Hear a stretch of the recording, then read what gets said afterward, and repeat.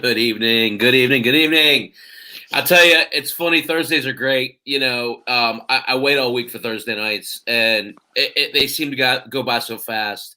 I got to talk baseball at 8 o'clock. You are officially on the clock with OA, the other angle. RC, what's up, brother? How you doing? Hey, I'm good, brother. We both double dip on Thursday nights. I've already talked for about 2.5 hours, but I'm ready to go for another hour and a half.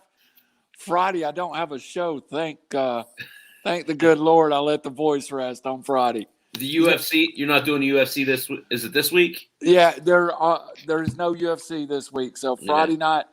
So Friday, and you do enough of it too. Oh yeah. The voice will get a little rusty on you after a few days. So yeah, I've done a lot the last 2 weeks, and I'm probably going to shut it down and just scream at my kid the rest of the weekend. Got to keep practice, right? That's it. So let's jump right into it. This show's great because we can kind of talk about whatever and go whatever direction we want. A couple big things happened these past couple days. I know we keep saying every week we want to try and get away from football, right? But there was a pretty big trade today, and Huge. There was some. I got to tell you, Randall, before we get into the Wentz trade, you know how I felt about Ben Roethlisberger and his future with the Steelers up to this point, right? Right. I was pretty secure in the fact that he was going to be back. Right. What I heard yesterday from Kevin Colbert has me feeling the exact opposite, brother. Did you hear that interview or that blurb? I did not. I've read a little bit of it. I have not really heard the texture of it, but the tone to me sounded like there's a real possibility that Ben could be gone from Pittsburgh. Yeah, which is shocking to me. Well, I mean, it's one of those things where, I did my commemorative jersey tonight, so for me, I've all but I consider him gone. And it's not from a perspective of, of course they have salary cap problems. They've got, they're trying to keep a pretty young core intact. Yeah. And they're having to make some really tough decisions. So, when it comes down to it, just based off of what Colbert said yesterday, as of right now, to me, that means he's gone. Yeah, and it could be happening as soon as this week, Randall. I mean, here's the thing. With the Wentz trade, that signifies something big to me. There's 2 quarterbacks left that you can acquire. Mitchell Trubisky and Sam Darnold. Right. So if you're the Steelers and you're not intent on taking Ben Roethlisberger into the 2021 season, they don't really have the kind of draft capital that they can move up and get a Mac Jones-type quarterback. You better not hesitate at this point. No, if you get a chance at one of those 2 guys, you've got to take it. And the thing about it, I think for the Steelers, one thing, the Wentz trade does set a little bit of a lower bar for the equity that it takes to pick up that quarterback. Yeah, I am convinced, and I've been convinced, the Rams overpaid for Stafford, who I think no doubt about it will be an all-pro quarterback. Absolutely. Not maybe the first team, but he'll be one of those Pro Bowl type quarterbacks. He'll be in the running. Yeah, and Wentz. To me, Wentz is a better quarterback age-wise than Stafford. And if you're the Colts and you just got a franchise quarterback for a second, I think it was the 3rd this year, right, and a conditional 1st or 2nd. So right. you want it to cost you a 3rd and a 1st. Right. That's a little clearer market. And I think that's a market maybe the Steelers – I mean, are in the market for. Yeah, I could see the Steelers paying that. The 3 number ones was just too much for me. Yes. So my question to you, is Sam Darnold more or less than Carson Wentz? In my opinion, he's less. Okay. But I think, in my opinion also, I think Sam Darnold has more of an upside than Carson Wentz. Yes. I know what Carson Wentz is, and I think he can be a pretty good football player. especially And in an offense. yeah, he's got everything he needs to succeed in Indy, and that offense better fits him better than the read option pass that Philly wanted to do. I think of Wentz as being a more of a pure pocket quarterback, and I think that offense he'll succeed in it. I still think Darnold has top five. Let me scratch it. Top 10 potential year in I and think you're year accurate. out. I'm with you. I think he's tough. He's been given a bad rap. He has. I didn't mean to cut you off. Go ahead, finish. No, but I mean, if you can get Darnold right now, it's kind of like the old thing. I'm doing a lot of Bitcoin buying and selling lately. So Darnold is the off-brand Bitcoin that you hope that's going to go up to $50,000. To me, the Rams already paid $50,000 for Matthew Stafford. So I think Darnold would be a very viable option. I don't know if they have enough capital to. I know the Falcons are looking for a trade partner, but you're talking about the Steelers moving up like 16 spots. Yeah, that's an expensive move. Even if QB4 drops to say, I look. That's what I did today. Is I just looked at mock drafts. So even if that fourth QB drops to pick 19, them moving up whatever it is, 6 or 7 or 8 picks to get that, it's going to be tough for them. It's going to be. It's going to be because there's plenty of dance partners like the Falcons. There at 4. I think they could probably only move maybe to 8 and get a dance partner, and probably come out with a second and a first for it. The Falcons moved, I think it was 16 or 17 spots for Julio, and it was a king's ransom. Yes. I mean, it was 4 picks and 2 number ones. Yeah. That's a lot of draft capital. The further you move up, the more you're going to pay. Absolutely. So you're saying you think value-wise, draft capital-wise, that Darnold is going to cost less than Wentz, but has the potential to be more. Yes, I really believe that Darnold has been Adam Gase. Mm-hmm. And we've kind of had this talk offline. You know, Ryan Tannehill is a very good, and I'm not a Titans fan. I'm here. I see him every week.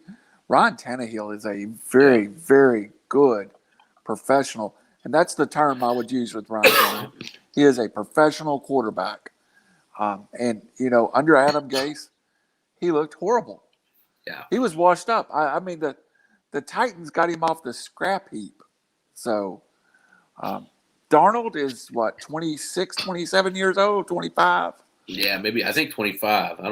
I would think. He's young. He's young because he was the youngest QB coming out of that class. Yeah, I mean, I still got hope for Darnold. I've said it all along. Okay, so I'm with you. I'm totally with you. But I'm trying to iron this out. I'm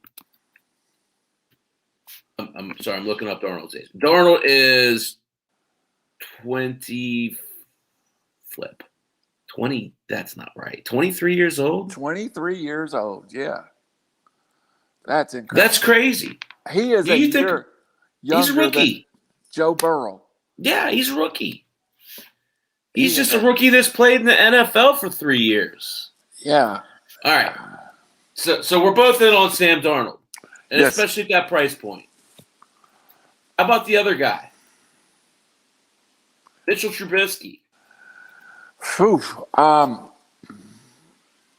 Trubisky, I believe, has had a better offense to play in and has underperformed.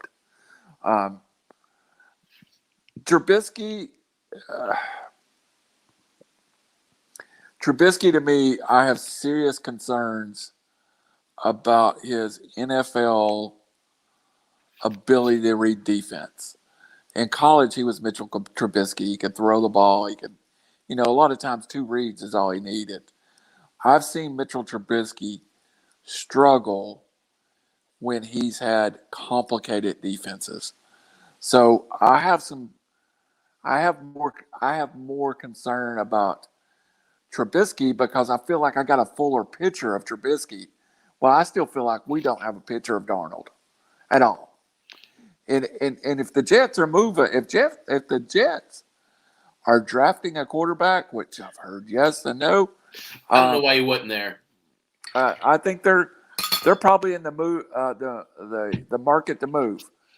Trubisky, he's got all the talent in the world, but I just think he's had a better surrounding and done less with it than Darnold. I got to tell you. So first off, I'm on Football Reference, and I don't know if you've ever really delved into that. They kind of put weird stuff on there sometime. Did you know Mitchell Trubisky's nickname, according to Pro Football Reference, is Mr. Biscuit? No. I don't know if that's like Wikipedia. I don't think it is. I think they control who puts that on hilarious. So I'm with you. I mean, I think Trubisky is definitely not the player that not the potential that Darnold is. Right? He'll never live up to being chosen above Pat Mahomes. This is something we can pretty much guarantee. Right? Yeah, and Trubisky truly only had one great year at North Carolina. Right. It's not like Trubisky had Pat Mahomes did it over multiple years at Texas Tech. Right. Trubisky had a great year at North Carolina and basically parlayed that into the first overall pick. So here's my take on Trubisky. If Trubisky can find an offense suited to him, I look at him like Josh Allen. In a way, don't hear me out. Yeah. I'm not saying he's the same caliber of player. He's not. But if you get him in a system that lets him – remember, he's a good runner. Yeah. If you can get him outside of the pocket and you can let him make reads, run past reads, he can be explosive and dynamic. What Mitchell Trubisky needs to find is an offensive system that's going to let him be that Lamar Jackson type player. I got a perfect fit. You want to hear it? Yeah. San Francisco.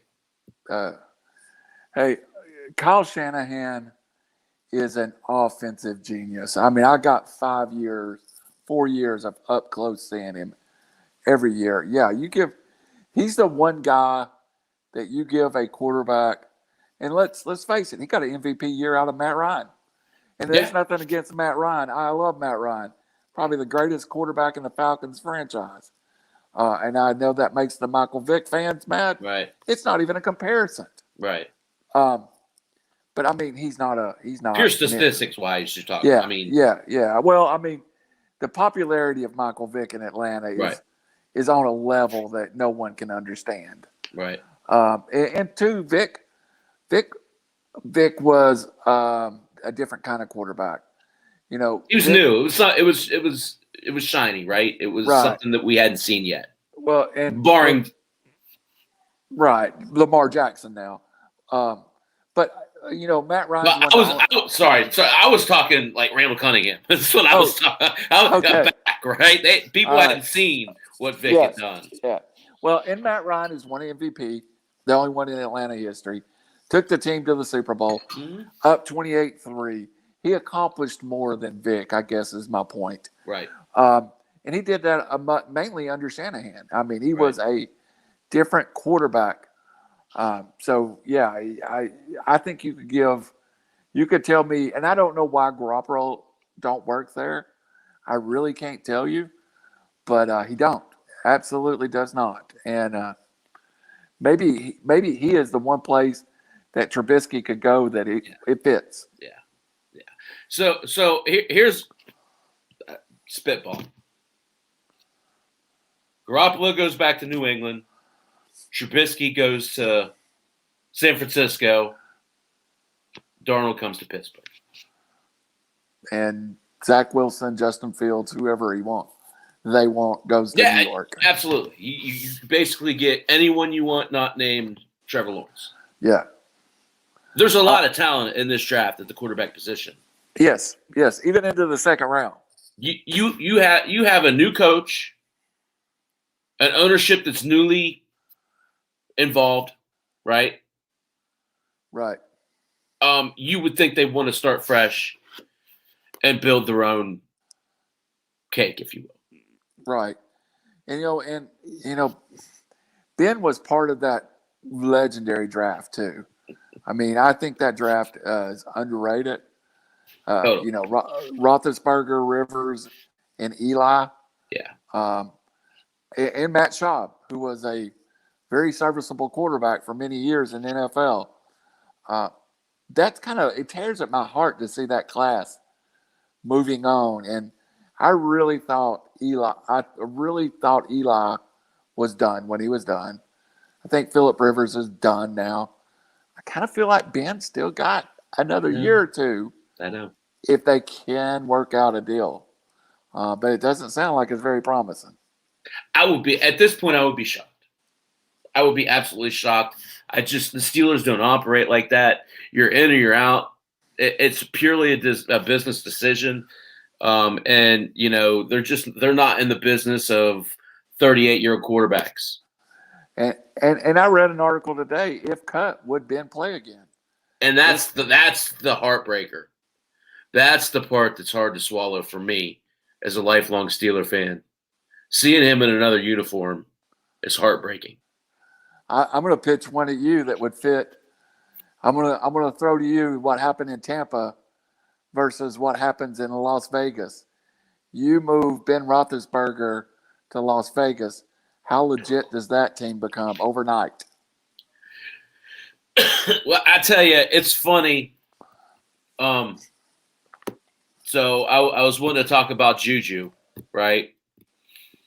And they're talking about him going to Las Vegas. That changes things, right? I'll tell you, I haven't even put any thought into 7 playing anywhere else. Yeah, it would be. I'm not a Steelers fan, but as a Steelers fan, it would. I had these emotions when Hank Aaron went to Milwaukee, even though he had been there before the Braves. But I can, in football wise, seeing Deion Sanders the first time in a 49ers uniform was tough for me because as bad as our team was in Atlanta, we had Deion. Right. And Deion was the franchise. Right. And in many ways, I know Ben's not been the franchise, but he might have been the face of the last 20 years, No doubt about it. No doubt about it. And it's one of those things where throughout the league, he's been kind of, known as whatever, the narrative. But he's always he is the epitome of a Pittsburgh Steeler. He's the guy that'll play on a broken ankle. I remember one year he finished, they're playing Cleveland. I think they broke his ribs in the second quarter, finished the game on broken ribs. I mean, who does that? He does this time after time after time. That is what is a Pittsburgh Steeler is. I get the business decision. I get that by cutting him, you can then afford to keep a Stephon Tuitt. You can then afford to keep a Craig Hayward. You could keep Joe. You can do so many other things. Maybe Dupree comes back. There's so many other things that opens up by doing that. But what are you bringing in contract-wise? And does it make sense? Ben's talking about playing for under $20 million. Yeah. I don't know what Darnold's making. I'd venture to say it's more than that. I'll throw one name at the Steeler Nation that could probably come in, and it would be such an unpopular move, but he's played at a high level for a long time that he's probably the best quarterback out there past those two we talked about, which is Ryan Fitzpatrick. I knew you were going to say that. I mean, that's not going to happen. I mean, is he not quarterback maybe 35 in the NFL? That's not going to happen. I would see it happening before I saw Mason Randolph as a starter. See, I don't. Really? I don't. Yeah, they'll go with Mason before they go. Actually, they'll go with Dobbs, the Tennessee kid. So they really like Dobbs. I can't see that happening though, Randall. I can't see that happening. They have to make a move. If they're not comfortable with Ben next year, they have to make a move, and it has to be Darnold.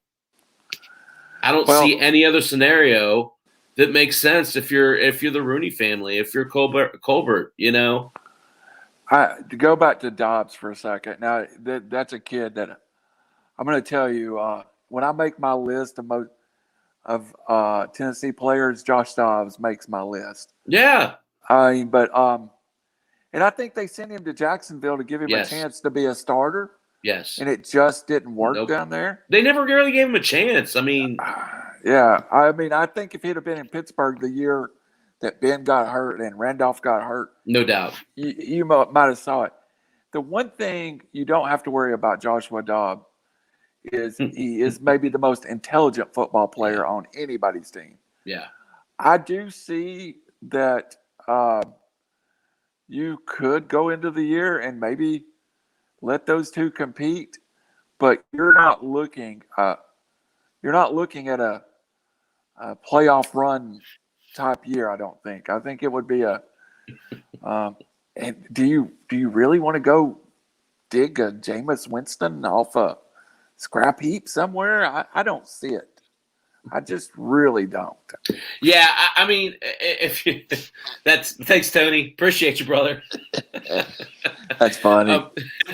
Now, you know, it's one of those things, though, Randall, where I don't see the Steelers going into the season without making a major move. If they're not comfortable with Ben, they have to move on this, and I just don't think he fits. Well, you know, you look at what the Steelers want to do. They've got Claypool for a reason. They've got Johnson for a reason. They want to get those guys the ball quickly. That's not a good spot for Trubisky. It is for Darnold. Yeah. Hey, you know, and I know Atlanta has tried to move Matt Ryan, but they can't for the same reason that you cannot move Ben Roethlisberger. If they trade him, a $36 million tag comes with him. You know, right. You just can't move these guys. Yeah, exactly.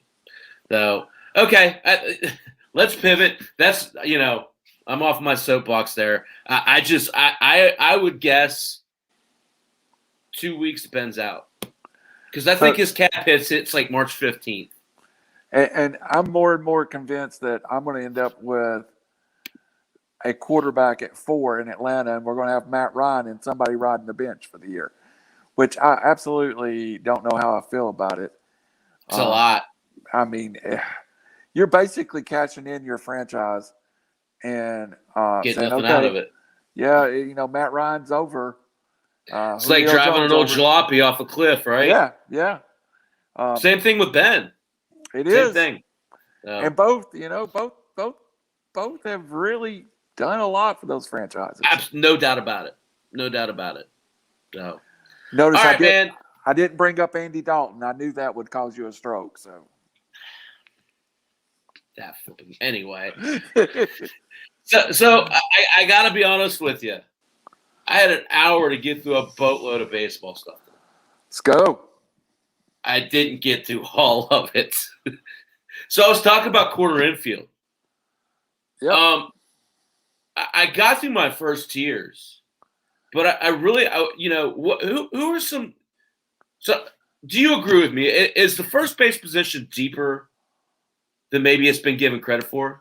I think so too. I've done some mocks and sent them to you, and I find myself, you know, in years past, I would go first base because that's a position that you can't afford. You can't afford to take a donut there. But the more and more I've mock draft, I'm finding guys deep into the 7th, 8th round that, I mean, deeper.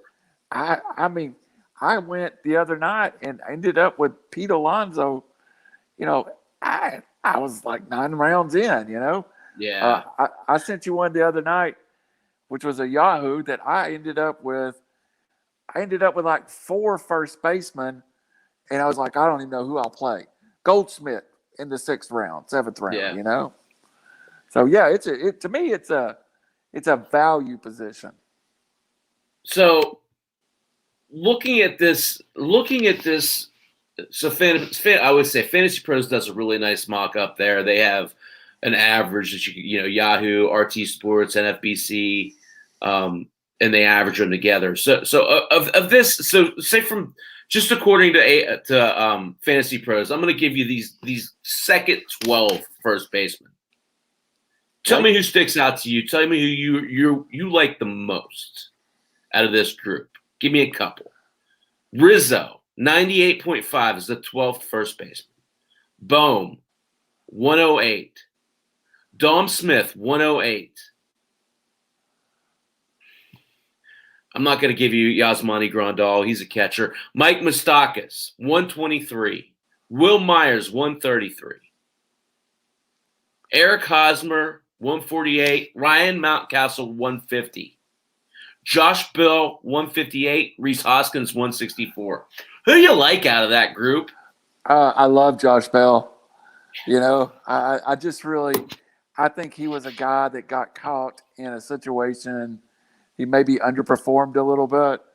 I've still got Josh Bell 2019 in my head. Also, first half. Yeah, great. He was and 2020 is almost a wash to me. So really, he had a bad half of year in 2019, but I also had a great half a year in 2019. So Josh Bell is somebody I like.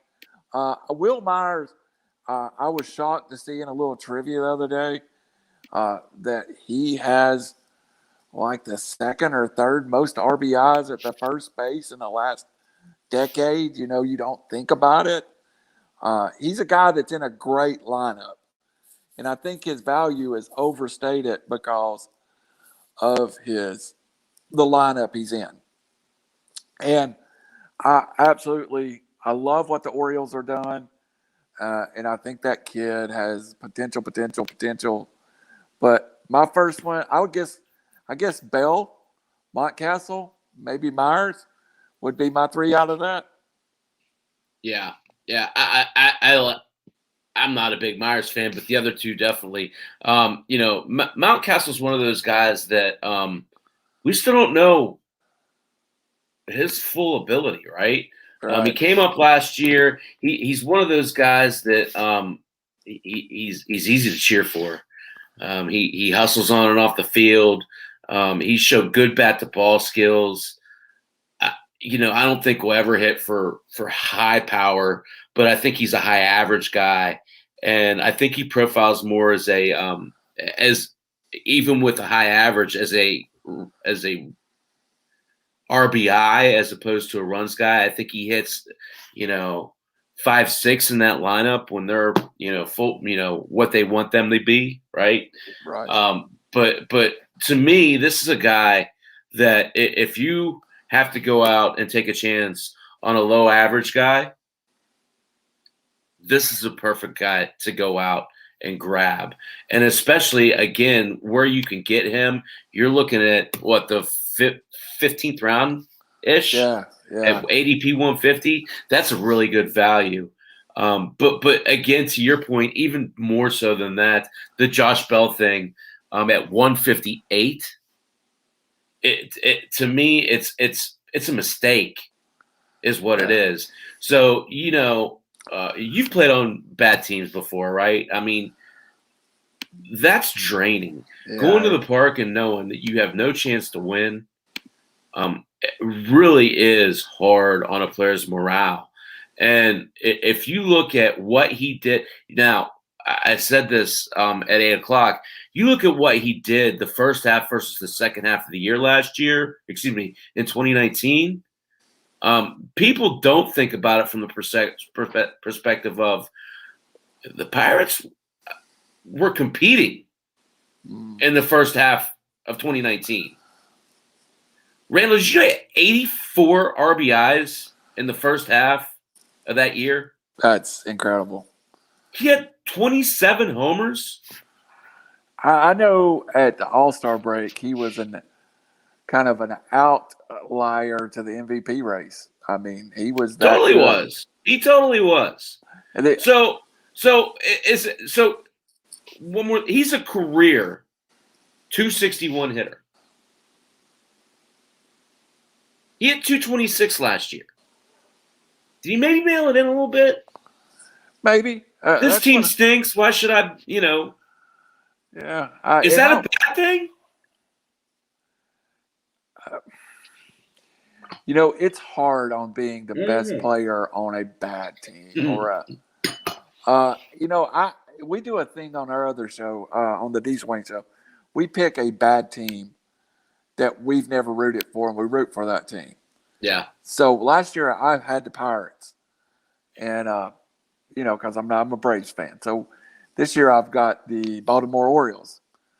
And watching the Pirates last year, if he wasn't the only guy that mailed it in, if he's guilty of it, they were a lot of it. And the one guy, before I forget about it, I love that you brought up, but I don't see him as a first baseman, is Brandon Lowe. He just don't fit that. He's really, in my head, a second baseman, and a kind of, in fantasy, he's eligible other spots that I think his bat his profile fits at second base, right? Yeah. Same thing I said about DJ LeMahieu earlier. It's the same thing. He's eligible at first base, but really, if you're going to draft DJ LeMahieu at 26.2, you're going to put him at second base. Yeah, I mean, you're just not. Even Will Meyer, I think he's more of an outfielder. Yeah. But it's good to have that versatility is a bonus. It is. It is. Especially in leagues like we play in that are head-to-head, daily changes. That's a good thing to have. So you want to hear Bell's stat line from the first half of 2019? Yeah, hit me with it. 88 games, 338 at-bats. He hit 302 with 27 homers, 69 runs, and 84 RBIs. You're goddamn right he was in the MVP discussion. Pardon my language. That's a hell of a half a year right there. Whew. So his second half. 233. 10 homers, 32 RBIs. Not so good. Well, and the lineup he is in, I think underperformed last year too. So, if you put that bat in the middle of that lineup with Turner, it's a pretty good lineup still. I mean, that lineup can be potent. Listen, and in that division, you've got to be. Juan Soto is the most underrated player in the game. I heard a comparison today, and I don't have the stats in front of me. I just heard it as I was working. They compared him. Actually, I can get it because I don't want to mess this up. They compared him to none other than Barry Bonds. He had 12 intentional walks last year in 60 games. Kind of incredible. His strikeout rate didn't go up. To me, as a 21, 22-year-old now. Yeah. Juan Soto can make an argument for being the first overall pick. Sure can. Matter of fact, my personal rankings have him in the top 3. No lower. Yeah. The only thing that takes away from Soto being at that level is that he doesn't steal bases. But he's going to hit for average. He's going to score. He's especially with Schwarber and Bell behind him now. He's going to score a lot more runs in that offense. Right. If Robles gets his act together, that could be a really potent offense. That division could be so good. You got to wait and see how it plays out. But the Mets have sold the farm to be there. The Nationals, to me, still have maybe the most talent. And the Braves are the defending champion. So, wow, that could be a special division race. I'll tell you, I mean, the one that's interesting to me, because I don't think they're done yet, is the Mets. I feel like if the Mets go out and get another starter, they could be really dangerous. If they go out and get Odorizzi, if they go out and get Taijuan Walker, they're starting to build depth that mimics the Dodgers and the Padres. They're built for the long run. Right. The suddenly overflowing pockets in Flushing, I'd be concerned as a Braves fan. Yep. I'm concerned as it is. I still don't think we've made the moves. I don't have us winning the division. So, I mean, that's a Braves fan. Yeah. Well, I mean, and I think, part of that's kind of twofold too, right? Part of it, you want to see what your prospects do. Right. Why spend if you have these prospects that are – but on the other end, you've seen your prospects. You know what they are. You know what they're not. We've talked about Christian Pache. Confidence level in Christian Pache coming up and hitting 280, 20, and 20. Not good. Right. We know Ian Anderson had a good year last year. Kyle Wright's capable. Right. Your confidence level in a guy like Tuki Toussaint? None. And it may end up in a pen. It may find himself in the pen. Bryce Wilson. Higher than Tukey, but no better than a fifth starter. Even though he had the one great playoff game, Bryce has never been the profile of that front line starter. And the Braves are kind of in a holding pattern right now. Yeah. Chappy, and they have to be. Yeah, and I mean, there's not a lot left in the minors we haven't seen. A couple of catchers, maybe a shortstop of the future, but those minor leagues have been pretty drained over the last 5 years. I'll tell you, and I know we've talked about this. The guy that I don't think gets enough credit. You know I'm a William Contreras fan. Right. I'm not going to talk about him. I want to talk about Shea Langoliers.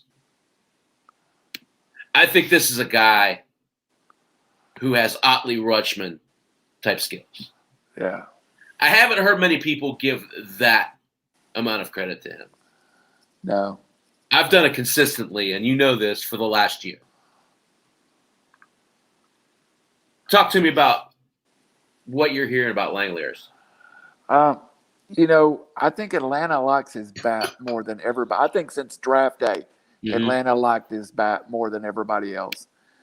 He came from day one. He is the ultimate defensive catcher. His defensive skills a pure catcher. Great pop. Throw rate is just incredible. In college, he was called, he was impossible still on. Yeah. But his knack, his reputation in the draft was, he's going to hit okay, but he's never. I don't think Atlanta expects him to hit okay. I think Atlanta expects him to be a B-plus hitter. Middle of the lineup. Yeah, I think that Atlanta expects him to be Travis Darnot the next 10 years, hit fifth, hit sixth, catch 25, 30 homers. Yeah, catch 125 games, You don't spend that kind of draft capital unless you expect that in return. The biggest compliment I think I've heard about Shea Langoliers, he's like a coach on the field. Yeah. And, that's one thing when you're a Benji Molina or a really good defensive catcher. I think you and I both know there's more there than that. Yeah, And it's quite a conundrum too, though, because again, William Contreras, we're talking about Wilson Contreras' little brother. a great And I know that prospect. doesn't always translate, right? Right. I think here it does. I think the Braves was. I think Langoliers just blew them away. Yeah. I think they were comfortable with Contreras as their catcher of the future. Yep. And they just saw a generational talent. And that was being overlooked by another generational talent.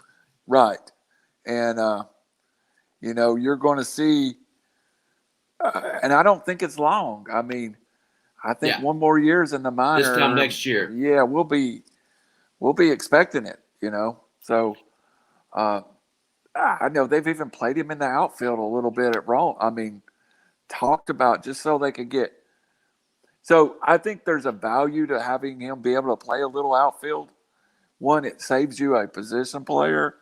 And two, he's still primarily a catcher, but you might be able to steal 5 games out of him and get his back to the lineup without. Rest his knees. Yeah, rest his knees. Still 10 games. Yeah. Johnny Bench played a little first base during his career. That's still a game here and there for Johnny Bench. So it's okay. No, I think it's, it just goes to show his athleticism, right? Right. I feel like, so my take on that whole situation is this time next year, William Contreras is with another organization. And Shea Langoliers has played in Major League Baseball.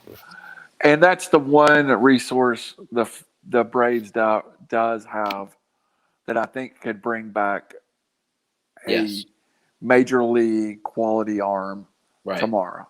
So we'll see. Yeah. I do, the Braves made a minor move with Knips the other day, and I think he could end up making the team. I don't know what their plans are. Adam Duvall signed with the Marlins, so I thought they thought about bringing him back.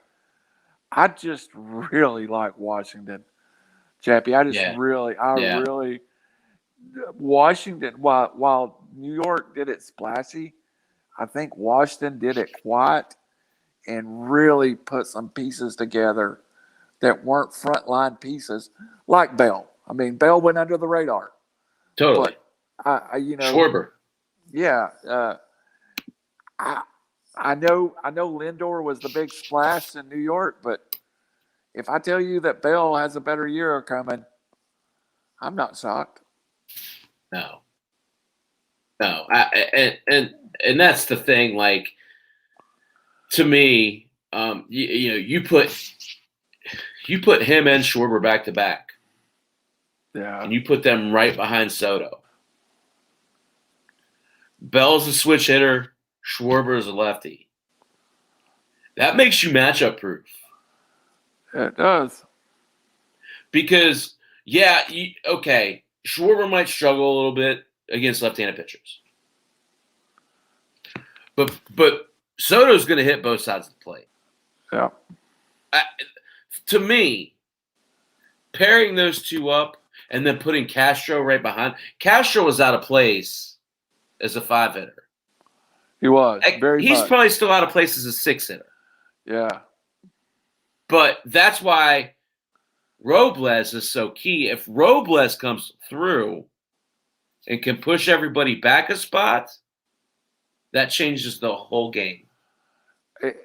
And I almost feel the same way about the Braves, where you can move Acuna out of 1 and move him down in the order, but they just had no solution last year. Yeah. Other than Acuna at 1. And again, it's the same guys. It's Pash, it's Incarnate. I just don't see enough that you can move Acuna down to push. Last year we had Travis hitting 5th. And I don't think he's a 5-hitter at times. He's a good hitting catcher, but is he truly a 5-hitter? I don't know. Let me give you a name who's still available. Does a 30-year-old Jackie Bradley Jr. do anything for you? It does, and I don't understand how he's still out there, Chappy. Yeah. It racks my brain how he's still out there. It really does. But the fact that he's out there means that he's affordable. Yeah. Which makes him even more appealing, right? Yeah. So you're talking about when you bring on a Jackie Bradley Jr., you're talking about maybe the second or third best defensive center fielder in the game. Yeah. You take a lot of pressure off of Acuna. You move him over to a corner outfield spot, whichever one you choose. You put him at the top of the lineup. He hit 283 last year. You put him at the top of the lineup. You let him man center field every day. You say, Jackie, don't worry about competition. That spot's yours. You can hit Albie second. You can hit Acuna third. Ozuna fourth. Right on down the line. Riley slots into place. Yep. It's a different team. They've got to get some. Totally. I really feel there's an arm need and a true leadoff hitter need in Atlanta. And that's not a question in Washington and New York. That is not a question who leads off. Yeah. So, I mean, and I know we were on corner infielders, but I'll go on my rant for just a second. And I'm not the baseball guy I used to be, but I can tell you, I've always thought, you show me a good team, I'm going to show you a team that's got a good leadoff hitter. You show me a good team, I'm going to show you a guy that's got a good two-hole hitter. That top of the order has got to be able to set that lineup up. And right now, Atlanta has a couple of pieces doing it that could be more valuable other places. So that you brought it up. I'll talk about it. The two-hole, that's changed a lot in the last 15 years. So Juan Soto to me makes a whole lot of sense at two, just because he knows how to work the count. He's not afraid to take a walk. He can hit for power on a dime. Is Juan Soto the perfect two-hitter in this day and age? He may very well be. And he's got speed. But he's not a huge base stealer, but he can, right. He can run the pads, and you look at Atlanta, they use Albies. Another perfect example. Example. The two-hitter in my era, I'm a little older than you, Chappy, but I can remember days when guys like Tommy Hurd hit two. And he hit two because he was a line drive hitter, but he was also a great bunter, in St. Louis. And really that two guy has now became – I feel like the two guy is what used to be the three guy. And everybody moved up one. Yeah. And now with the DH, the 9-hole guy is actually the one guy. Yep. And the leadoff guy is the two guy. Right. So we shifted the order up and down. And really in the American League, we see that even more, with those 9-hole hitters in the American League. And when you go to a minor league park, you watch the lineup come out and you just look at that scoreboard. You watch who they have hitting ninth in those lineups. It's not a guy hitting 225 anymore. Right. It's a guy hitting 280 that can burn the speed. Yeah, it turns that lineup. So it feels like everything's shifted up one to me. So let's talk about this real quick. So on base percentage, I looked this up. Last year, on base percentage leaders,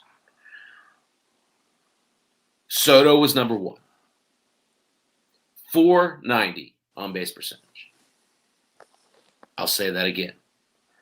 Juan Soto got on base almost half the time he got up to the plate. 490.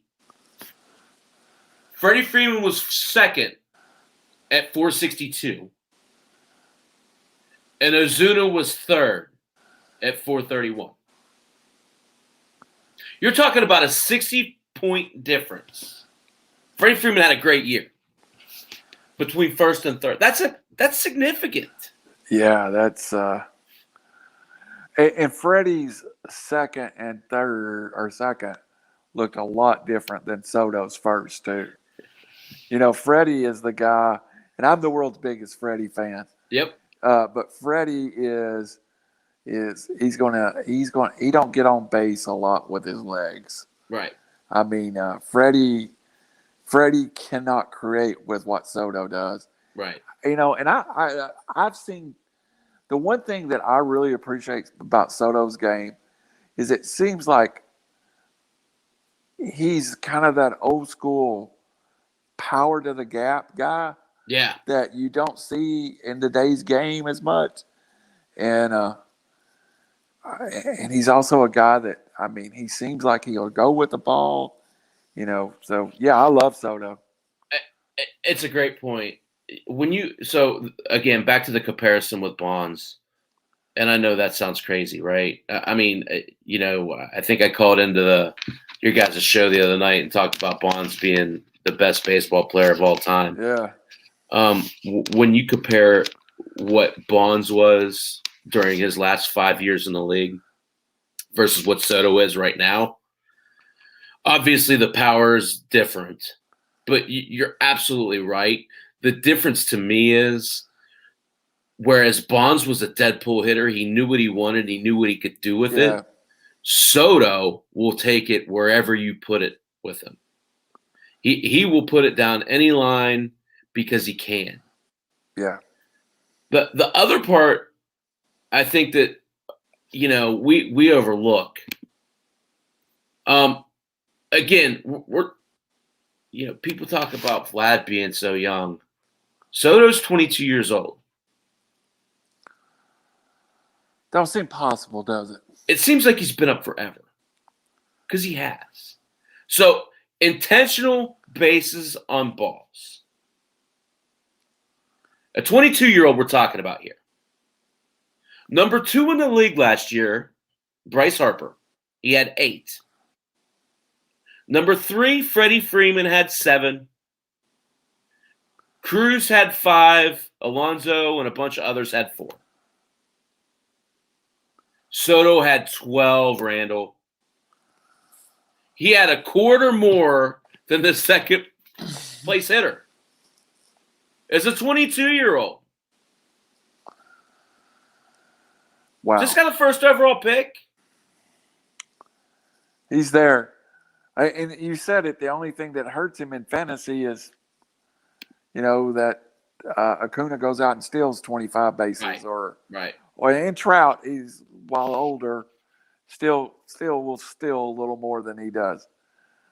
I don't know. I will say it, and we always do these shows and we're like, oh, we'll reveal what we're thinking. I put him third on my list, but I have Acuna 1. I debate it.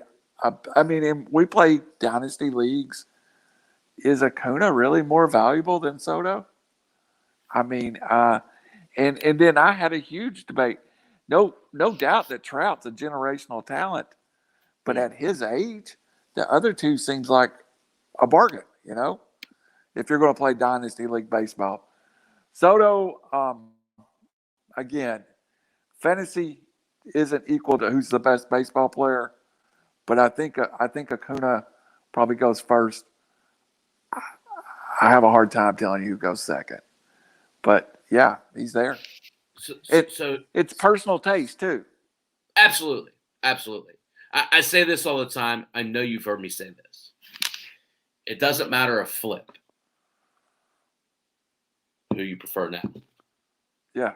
What the proof is in the pudding when you do this. At the end of the year, there's going to be a number 1 fantasy player. There's going to be a number 2 all the way down. So it doesn't matter. You can be thought of as wingding at this time of the year. Are you right at the end of the year? Right. And to me, the thing that gets overlooked about Juan Soto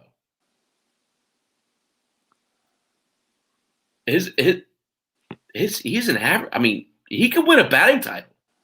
He had 351 last year. It's incredible, isn't it? The more research I do on this young man, the more I'm enamored with him. I don't know that I'd put him 1. I might. He's definitely top 2. I think there's a clear tier. We talk about tiers. I think there's a clear tier in fantasy baseball this year, and it's Acuna and Soto and everybody else.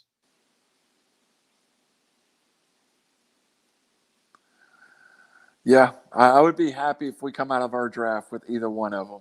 Right. And and maybe as a position, there's a lot of talk about Tatis, but I want Soto or Acuna in my league. There's just so many shortstops. Yeah, it's so funny because you really have to keep that in mind when you're drafting. And obviously with Tatis, I want to see it. Give me another time through. Mm-hmm. I don't doubt his abilities. I don't doubt that he won't do it again. But when you're talking about a pick that high, and heck, Soto might drop down to 4 or 5. Yeah, that's an easy decision for me. I mean, it's one of those things. The only thing that might sway me away from a guy like Juan Soto is someone who has that, a Trey Turner type player who has that because speed's so hard to get. yeah. And I'm not saying Trey Turner. I'm saying that type of play. So Mookie Betts, right? Mookie Betts is another one that has to be in that discussion. Yes. He has to be number 3 to me. And still, Mookie's 28, 27, so he's still got plenty of tread on the tires. And you love him in that park. You love him in that lineup. I don't think we've seen, I don't think we've seen his best ball. 292, 16 and 10 last year. 28 years old. Again, for me, does he ever get back to the 30 that he had as a 25-year-old in 2018? I don't know that he does. Do you need it? Do you need it for him to be the 3rd pick? No, in my head, you don't. Plus, that ballpark, I mean, God, Lord, he's got gaps everywhere. Yeah. And I think the move to Los Angeles was a good move for Mookie's career. I think a lot of extra base hits, right? Yeah, that ballpark was kind of built for his game. So it's amazing to me after the Red Sox trade at Andrew the other day, that outfield that we all thought would be together for 15 years is kind of not there anymore, Well, and the crazy part to me is they're still, I think, the 4th highest spending team in the majors. I know. What are you doing, Boston? Yeah, you're spending money, but it seems like your best player is in L.A. So. Yeah. Well, yeah, absolutely. So, for me, so there for 23 through 25, he's still 26, 26, and 30. I don't think he ever gets back up to those numbers, Randall. But I could see him stealing 20. Yeah, easy. 15, guaranteed. I mean, especially in this offense now where you can kind of play loosey-goosey a little bit. Yeah. You can, you can be aggressive on the base paths. Well, and even that stolen base category over the last decade has changed. It used to be you went and looked for that guy that can steal 35. Well, that guy that can steal 35 can also hit 35 now. Right. 10 years ago, that guy that could steal 35 hit 5. He looked more traditional leadoff that we were talking about that's kind of gone away, Yeah. The other part of it, Randall, for me is where he hits in the lineup and in direct response to the other MVP in that outfield. You're not going to steal Mookie Betts when he's standing on first base and Cody Bellinger's at the plate, and all they're going to do is walk him because he's on fire. You're not going to do that. So it almost makes sense where you put a player between them. so that you have that opportunity where you don't have that intentional walk. I feel like that's kind of a problem, perhaps, for Betts. Correct. If he's sitting right in front of Bellinger, you're just not going to take off that much. I never had thought of that, but that's a pretty good thought, to be honest. I've grown up around baseball, brother. My dad was a coach, so it's fun to think about that philosophy type stuff, but it is impactful. Now, again, if he hits 346, it doesn't matter, right? Don't. But if he hits 290, it matters. Yep. Do you really think in that ballpark though? What's his? We always talk about floors and ceilings, right? I think he's got a pretty high floor in Dodger Stadium. Absolutely. I mean, so he's never hit below. Wait, 1 year he hit 264. Aside from that, he's never hit below 290. He's a career 301 hitter. I just can't see him hitting below 320 in that lineup. He might not get 30 homers, but he might get 45 doubles. Yeah. He might score 120 runs. I feel like those are reasonable asks out of him. He's another one of those guys. He's really poised as a batter. Absolutely. And just I was looking at his projections for steals. They had him at 18. I think that's reasonable. Yeah. I mean, if you're taking Mookie Betts at number 3, I'd say that's the threshold of where you're happy. If he gets below 18, you're not pleased. He better put up really good average and run numbers. Because runs is a thing. Runs are a lot like stolen bases. They're hard to come by. Correct. So if he gives you 120 runs, you can live with 15 stolen bases. Because it doesn't happen that often. So I'll give you one Mookie before we jump off of Mookie Betts. Yeah. He's a local kid. Okay. He's he grew up about 95 miles from here. He's a Nashville kid. Do you know that he was also the state bowling champion when he was in high school? I did not. He is it just goes to show you those guys are just great athletes. But I've been watching Mookie Betts now I actually got to see him play once in high school, and I just feel like his best baseball's in front of us. Yeah. I tell you, I did not know that, but I'll tell you what that tells me.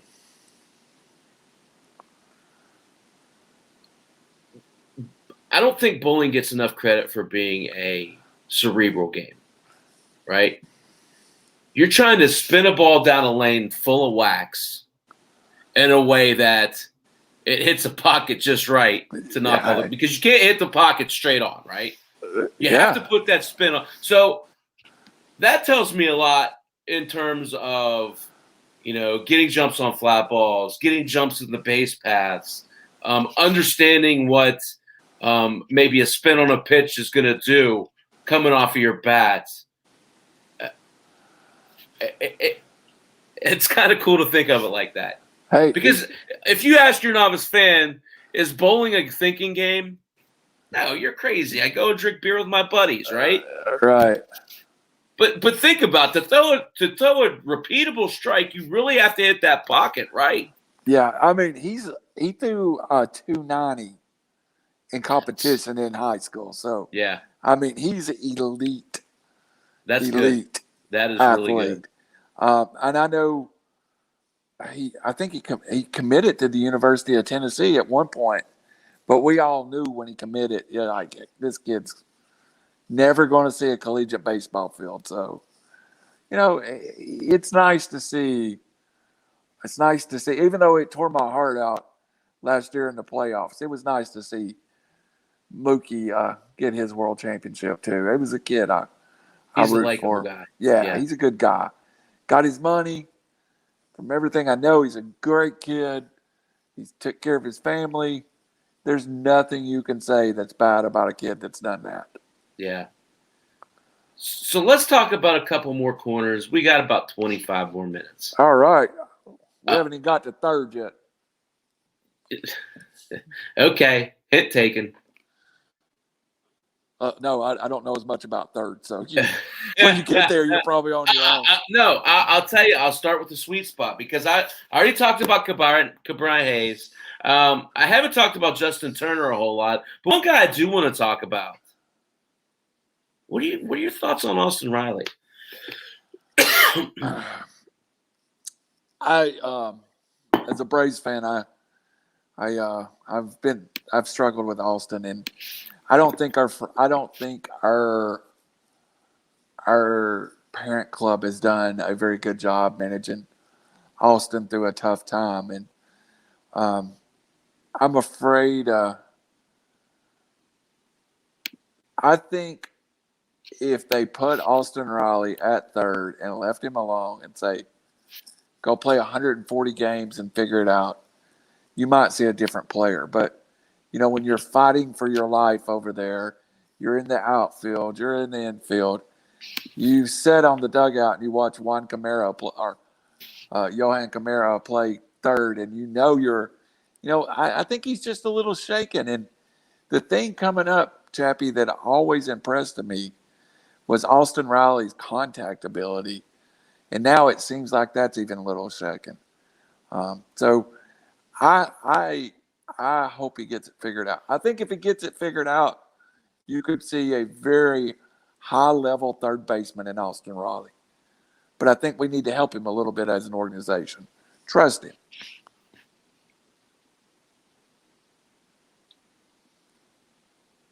I don't know where to start with this. Austin Riley, to me, I agree with a lot of what you said. Austin Riley, to me, and I've been wrong before, I can handle being wrong, is one of the breakout candidates in the major leagues this year. I agree. He needs to play third base every day. Yeah. Or put him in left field. I mean, do one or the other. Put him in a position, let him get comfortable there. Yeah. The thing about Riley, I can live with the average. I can live with 239 for the rest of his career. 8 homers projects out to approximately 35 homers. I'm trying to pull it up quickly, but it never works when you want it to. You can live with that. Yep. If he's doing the other things, right? So projected out 26 homers. Okay. 51 walks, 156 strikeouts. That's not good. Yeah, that is the issue with the organization in Atlanta, and that's a lot of strikeouts. Yeah. But here's why I'm still very much encouraged in what Austin Riley's doing. 82nd percentile exit velocity. 71st percentile X slug. It's one of those things where I think we all know that this guy's every bit as capable of hitting 40 home runs as anyone else.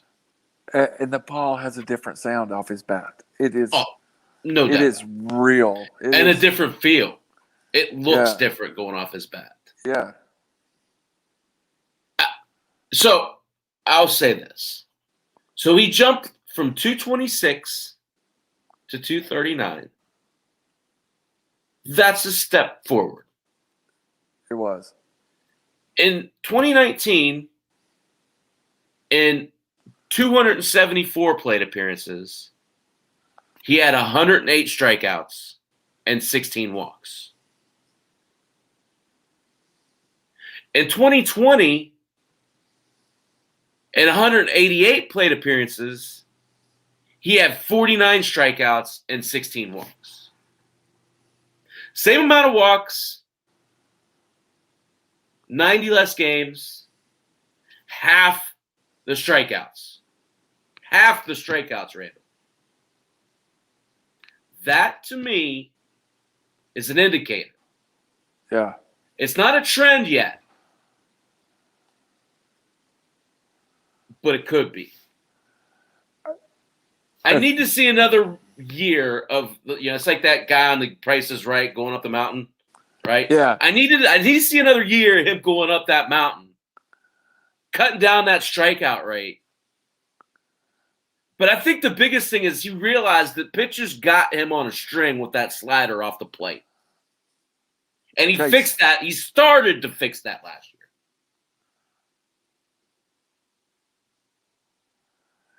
year. It's that one pitch has been his kryptonite his whole career, though.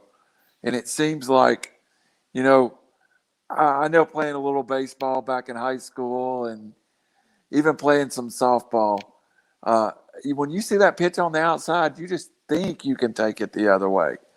And I've seen Austin Riley take some of the most vicious cut at sliders that I've ever seen taken and just come up empty. It's like, it's really simple. Yeah. All he has to do is tuck his front shoulder. He fixes the problem. And he almost flies out. Yeah. He swings so hard. Yeah.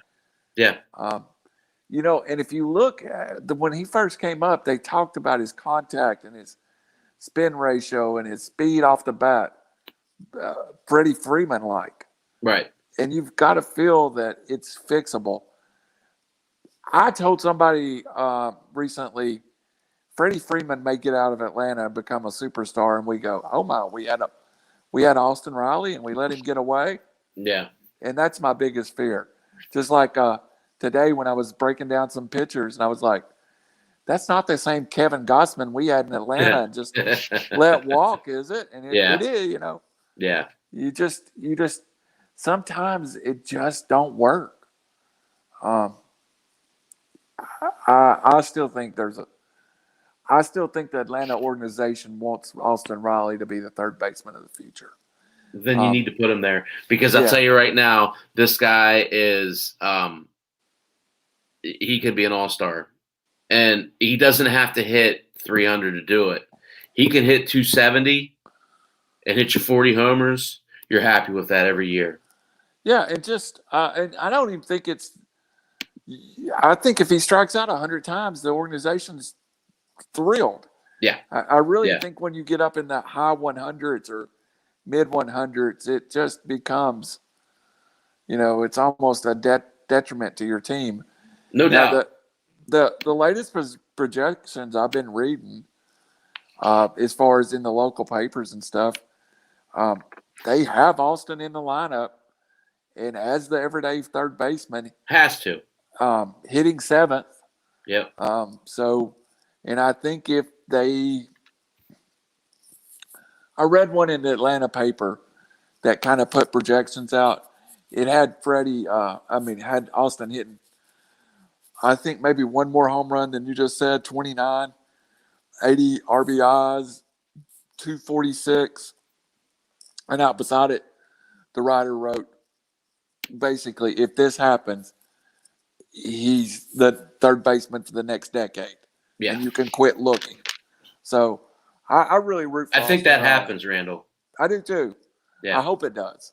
I really believe that. He's someone that I've trusted for the last 2 years, and you see glimpses of it. I think this is the year he puts it all together. Well, and I think the Ozuna signing takes a little pressure off of that. A lot of pressure. Yeah, a lot of So pressure. I think you can now live with some Austin Riley mistakes that you couldn't without Azuna. And 23 years old, give him a chance. Let him play. Well, and from a fantasy perspective, if you're gonna draft a guy like Riley, it never hurts to come back and draft a high average guy to complement him, Yeah, and that way it evens out, right? yeah. So, Yeah, go ahead. if you can get Soda, you can afford Riley Right? in your Yeah, lineup. yeah. So a couple other guys, and I want to jump off of here. But I think it's once you start getting down deeper, it's interesting. You got any interest in a guy like CJ Crone, Well, Colorado? yeah, I do. And he's in Colorado. He's productive in LA, but I don't know that he ever had a kind of that was strange enough. I would compare it to Austin Riley in a way. I don't know if he ever felt comfortable in that I have an everyday job. I do have interest in him. And strangely, I think I have some interest in Dave Fletcher. Just because he's eligible at so many positions, you can draft him and maybe he plays your third base. Crone, though, I think he in Colorado might surprise us all. Yeah, I mean, I really look for it's interesting though because if I might be wrong on this, I believe they went out and signed Greg Bird too. So it's kind of one of those things that that might be a friendly competition. I think they want a big power hitter there, and I think it just goes to show that maybe sooner than we think there might be some more chips moved in Colorado. Here's looking at you, Trevor Story. Yeah. But Crone, to me, this seems like a really good landing spot for him. And you look back at, his 19 numbers, 25 homers and 253.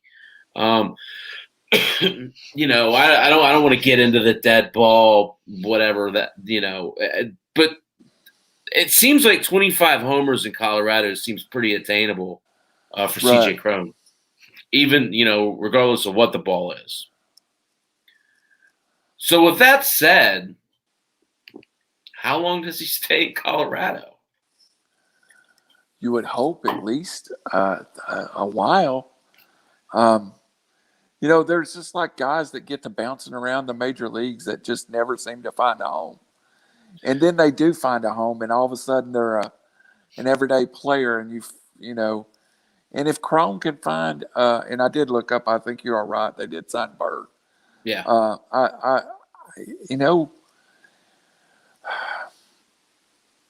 Colorado is not going to be a very good ball team this year. No. But you can still get very good fantasy statistics out of Colorado. Exactly. So it's going to be interesting in DFS with those guys, right? Because those guys aren't going to be very highly priced. But when you're playing at home, I think you're going to see a big jump in those numbers. Yeah. But to me, I feel like Crone could be very short-lived in Colorado. If he gets off to a good start, I would imagine they'd want to ship him out pretty quickly, especially if Bird's healthy and he's actually being productive. I feel like, if you're a team like Colorado and you're building for the future, I've said this about the Cubs. Okay, you don't want to compete. That's fine. You should still, as a large market team, be out there signing these projects, the Taiwan Walkers, these guys that Aaron Sanchez hitting 98 on the freaking radar gun the other day. So, it's one of those things where if you're a large market team and you're in sell mode, you need to go out and sign these players as lottery tickets. And I think that's what Colorado is going to do with Crone. They hope he gets off to a hot start so they can ship him to a contender at a nice price to stockpile more prospects. That's how you should do it. Well, and you've seen teams do it and come up with just magic, Yeah. I thought DJ LeMahieu going to the Yankees was just like a throwaway piece, and the next thing you know, man, this dude's an all-star and he's an MVP candidate, and he's hitting the middle of one of the best lineups. When that move was made, it wouldn't even blip on my radar. So listen, that's nothing. Talk to me about Gio Urshela. Talk to me about some of these other players on that team that are just, guy after guy. The Yankees are great at doing that, aren't they? Yeah, absolutely. Absolutely. And it seems like Tampa Bay goes and picks up your pitcher that's trash and makes him an all-star. And I don't know. I don't know who their pitching coach is, but he should be the highest paid pitching coach in Major League Baseball. But just seems like some organizations have a knack for that. The Braves kind of got caught up. Josh Donald at just a bargain basement. Yeah. Got one great year for him. He managed to turn that into a great contract. I don't know if I'm taking Josh Donaldson in the top 15 of my third base draft this year. So, yeah, so I have him. Shoot, he's low. Yeah, I mean, in the second year of a multi-year 9-figure around contract. 17. Yeah, I got him around 17. The thing about third base that I think is interesting, and you have this tier, this top tier: Machado, Arenado, Ramirez, Rendon, Bregman, and Devers. Right? Those guys are all pretty established players. That next group of players is established players, but there's a big Swiss cheese that you could throw your dart through, right? Yeah. Suarez, Chapman, Moncada, Bryant, Moustakas, Muncy. All those guys have a big hole in their profile fantasy-wise. Yeah. But then you got these next three guys, and I want to end up on this. All right. Three guys that I love. And I'll start from the bottom. Ryan Mountcastle, Alec Baum, and Brian Hayes. Talk to me about those, man. Well, we've already talked about Brian Hayes, and I was like, you went back and I've watched some other people's film on Brian Hayes. He's the real deal, I think. Mm-hmm. The other one that I like is Alex Baum out of that. My first thought with him was, is he going to strike out too much? But he really does get a lot of bat on the ball. So I mean, he's not the player I thought he was. And I'll be honest with you, all three of those players are guys that I would have probably overlooked if not for doing this show with you. And they're guys that you've got me looking at now. Hey, and targeting, right? Yeah. And I'll throw Biggio on the list. Oh, no doubt. The only reason I didn't mention him because he's not eligible at third. So if we draft tomorrow, you can't put him at third base because he hasn't played enough games there. I know, but he might be. But he's going to play every day at third base. You're absolutely right. I mean, Biggio is there's problems there, and I realize that. But God, they're upside too. Yeah. If I'm a little upside down though, I think I probably have Braum and then Hayes. But I think I may be upside to you on it. But I've also seen lists that have them flip-flopped. And, you get your there's some guys in the middle. That's where you're going to get your Max Muncies and guys. But it's not really the guys I want at third. I've made up my mind this year that I am going to throw. I'm either coming away with one of the top 3 or 4 third basemen, or I'm coming away with 2 third basemen I love and playing it that way. And right now I'm kind of leaning to, I think there's enough depth at third base that I can wait and I can come out with 2 people I love and just kind of put it together all year, I don't know that second and shortstop I'm as confident about doing that, especially second. I think I'm going to have a second baseman that I can just throw in there, not worry about my team. A third is a position I think you can win a league at by getting it right.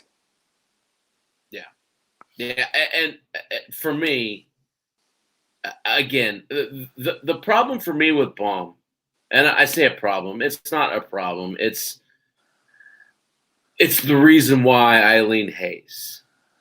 Both of them had outstanding averages last year.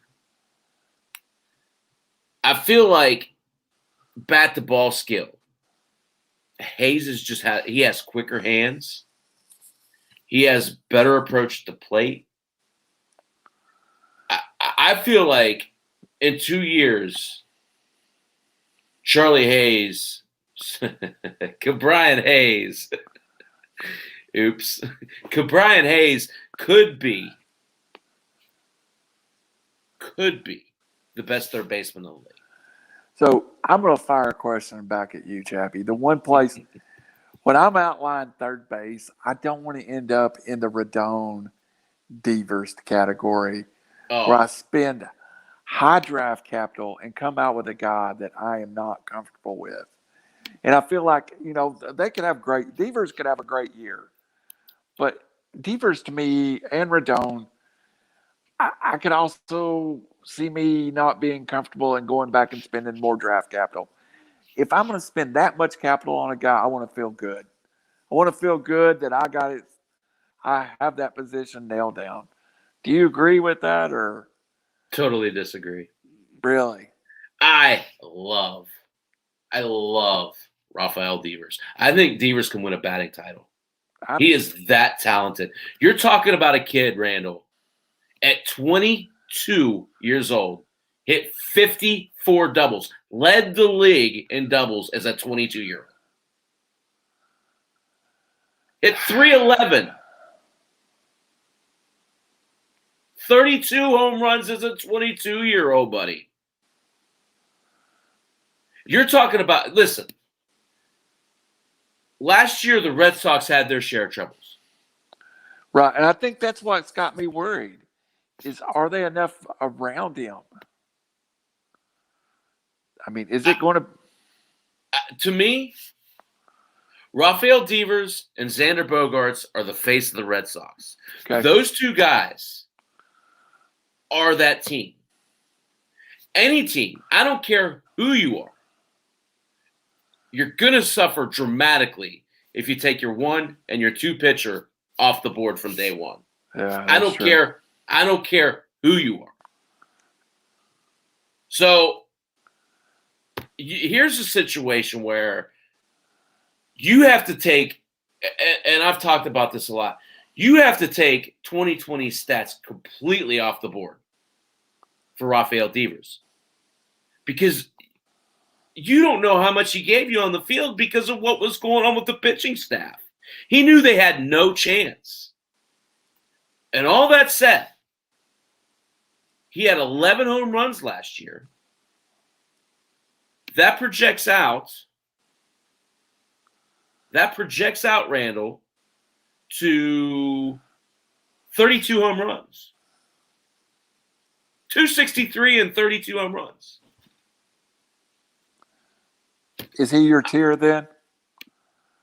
He is. I said it at 8 o'clock.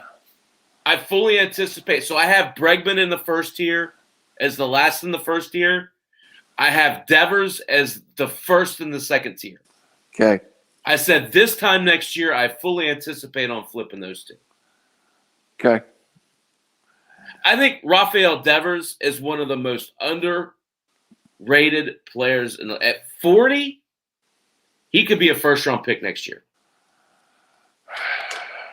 You're going to make me go watch tape again, aren't you? It's a little risky. I'm not saying it's surefire, right? But you're talking about a guy, bat-to-ball skill-wise, is elite. Now you're going to make me look up his baseball savant. He has such quick hands, and he has such an idea at the plate. I've been really impressed with Rafael Devers every time I've watched this kid play. And I feel like you can get him at a deal. Yeah, that's what I thought. You want to hear him? Yeah, let's hear it. Exit velocity, 96th percentile. This is last year's his down year. 96th percentile exit velocity. Barrel percentage, 80th percentile. All these are red. Hard hit percentage, 74th percentile. That's impressive. So you're talking about a 24-year-old kid that's putting up these kind of measured statistics. He's one of the best kept secrets in the game. So one more guy I want to ask you about. Has Chapman fell that far down the draft list now? Chapman's a little tougher. You know I'm a big fan, right? I know, and I know in playing in the past, it's a guy you've targeted. And so Chapman's in that tier. Chapman's in that second tier. I talked about it at 8 o'clock. 3 guys that I love. I didn't get to talk to him a whole lot, so thanks for teeing this up for me. The thing about Chapman, much like with Arenado, he played with a hip injury last year. For Arenado, it was his shoulder. For Chapman, he tore his labrum in his hip. That sounds painful, right? Yeah. And you'd think a power hitter generates a lot of power from his hips. So that said, he still was in the 99th percentile in hard hit rate. Excuse me. He was the 6th highest average exit velocity, the 99th percentile in hard hit rate. Averaged 99 miles per hour off the bat last year. With a bum hit, Randall. 112. You're talking about a 10th round pick. What do you think I think? I think he's a guy I circled on my draft list. Yeah. Yeah. If you're talking about pure value in this tier, so you're talking Suarez at 79, you're talking Devers at 42, and you're talking Chapman at 112. Moncada's also in there. Moncada's another one of those guys. Really undervalued. Yeah. ADP of 88. Said he didn't feel normal until 3 weeks after the season last year. Played the entire year, basically recovering from COVID. Said he couldn't catch his breath. He didn't have his strength. He's the one guy that had the biggest, the draft list I use, he had the biggest spread as far as people having him at 6 to 11. I thought he was the one that, to me, had just a tremendous upside. Oh, yeah. And it seemed like there was a lot of opinions. It was either very positive or very negative on him. Yeah. And here's the thing about, and this is going to sound arrogant. This is what being a baseball guy you can pick up. What happened from 2018 to 2019? He moved from second base to third base. Right. Did you watch this kid play at third base much? No. Yohan Moncada is a third baseman. He's comfortable there. He's at home there. He hits better when he's playing there. I have every bit of confidence that Moncada rebounds fully this year.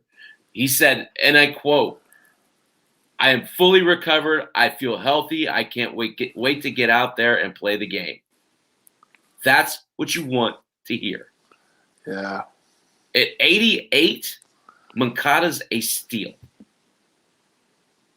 All of these guys are. All 4 of these guys are. I won't talk about 10 through 12 because I don't feel that way about Chris Bryant. I don't feel that way about Moustakas, and I don't feel that way about Muncy.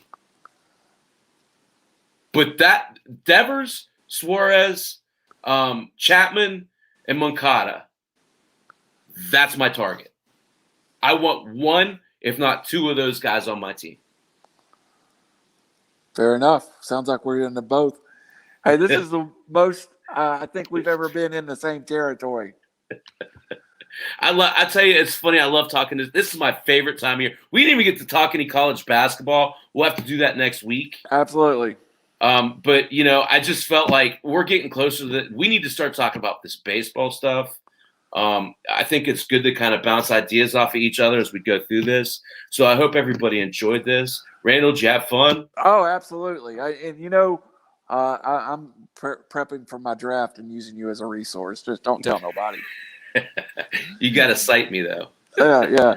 I'm just going to tell you, you've probably moved a couple of guys on my draft list tonight. Well, and that's what it's all about. I tell everybody this all the time. I love talking about this because, I want everybody to come into the draft on the same page. To me, it's like playing chess. You don't play chess against someone who you're clearly better than, right? Let's talk about this. Let's establish like some of the, I'm willing to admit I'm wrong on a lot of stuff, but I think having these conversations, looking at data the way I do, I don't think many people do that in this game. And I have to admit, I come at it differently. And especially in football, we've talked about it. I'm a feel guy. Right. I really try to feel things through. And I can tell you, but that at third base, I kind of came, except for Devers, my sweet spot is tier 2. And I had targeted, hey, I'd like to get 2 of these guys and look where I can get them. Because, most leagues, you're going to play a corner infielder. And I was just like, okay, if I spend this draft capital at first to come away with this exceptional first baseman, I might be able to steal a couple guys in, around 100 at third to fill a utility spot or a corner infield spot for me. So, yeah. So we'll get to this later, but this will be our closing point. The reason why I like these guys in this 80 to 120 range, it allows you to free up capital to spend money on premium pitching. Yeah. Pitching is a premium this year. You have to spend your money there on the front end. If not, you're going to be behind. Yeah. So to me, why spend a first-round pick on Freddie Freeman or Manny Machado or Nolan Arenado or any of those guys, right? When you can go out and you get a Garrett Cole, or you can get a Justin Bieber, or you can get a Shane Bieber, you get a Trevor Bauer, right? You can get one of those elite pitchers and set yourself up from that pitching perspective right off the bat. And be unique. Be unique. Yeah. I have a strategy when it comes to pitching that's different than everybody else. And I feel like every time I draft a position player, I need to go out and draft a pitcher. And this year, I've actually made a note for myself in the first 6 rounds. It's okay to come out with just 2 position players in the first 6 rounds. In years past, that would be a minimum of 3. So I'm with you. And people, the guys that are in my level, maybe sometimes the guys that are just getting back into it, they make the mistake of spending all that revenue and all that draft capital. Wasting it. Yeah, on some infielders or, for me, I'm going to tell you my draft strategy now. I want a high-value second baseman, a high-value shortstop, and I want a ton of pitching early. And that's going to be my draft. I'm not going to push it. And if somebody falls to you, you always take them. If you could get the 4th most valuable player at pick 10, you take him no matter. But I really would like to come out with a great middle infield and some great pitching this year. I want stolen bases and home runs. Don't care where I get them. When I pick high, I want those 2, and I don't want to sacrifice average. That's what I'm looking at lately. Give me a high home run or a high stolen base guy that's going to give me a high average, and let me build from there. Yep, I'm going to follow you. All right, man. All right, brother. Have fun. I'm going to go put a child down. She's sitting down here in the hallway looking at me with like, Daddy, are we going to bed? So yep. I'll talk to you later. Let's do it again next week. Next week, we'll get back into some college basketball talk. We'll start ironing out some of this March Madness stuff. Of course, we'll talk some more baseball. We'll start talking about some middle infield stuff. And, of course, the football stuff's going to be ongoing. So March 14th, the biggest bracket show ever coming to your network. Can't wait. It's running up on us pretty quick, isn't it? It is. It is. We got to get ready for it. You know it. Any plugs? Just that. Okay.